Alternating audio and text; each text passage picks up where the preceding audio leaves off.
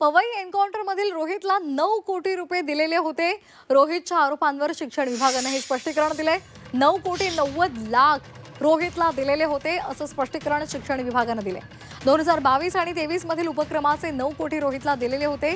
रोहित आर्य याच्या Apsara media entertainment network project hill let's change या उपक्रमाअंतर्गत स्वच्छता मॉनिटर या उपक्रमाला सीएसआरच्या माध्यमातून सप्टेंबर 2022 आणि जून 2023 अशा 2 वेळा मान्यता देण्यात आलेल्या होत्या आणि यासाठी सुरुवातीला या कार्यक्रमासाठी या संस्थेला विभागाने 9 कोटी 90 लाख रुपये इतकी रक्कम दिलेली होती।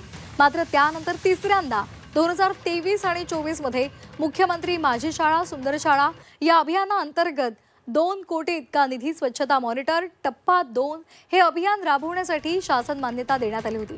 मात्र त्यामध्ये रोहित आर्य यांनी यासाठी मार्गदर्शक तत्व आणि नियमांचं पालन केले नसल्याचं निदर्शनास आल्यामुळे स्वच्छता मॉनिटर टप्पा 2 उपक्रम राबवता आला नाही आणि असा खुलासा सुद्धा शिक्षण विभागाने केलेला आहे।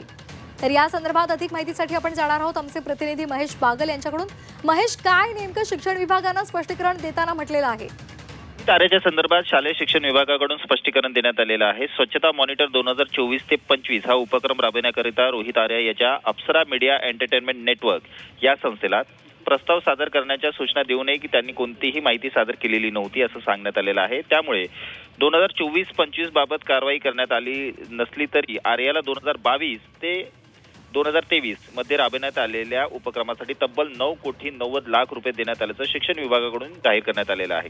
रोहित आर्य याच्या स्वच्छता मॉनिटर या उपक्रमास कॉर्पोरेट सामाजिक दायित्वाच्या माध्यमातून 27 सप्टेंबर 2022 रोजी प्रथमतः राबविण्यास मान्यता देण्यात आलेली होती। त्यानंतर 30 जून 2023 रोजी दुसऱ्यांदा या उपक्रमास मान्यता देण्यात आली होती। आता यात नवीन गोष्ट अशी की यासाठी संस्थेला 9,90,000 रुपये रक्कम देण्यात आली होती।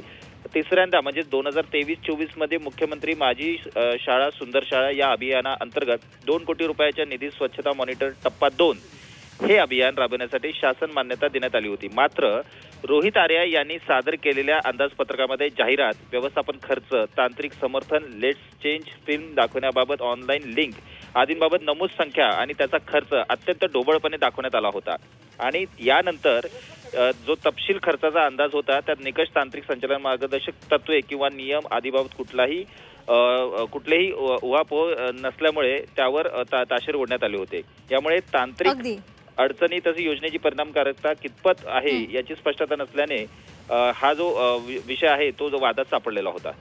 धन्यवाद महेश दिलेल्या सविस्तर माहितीसाठी।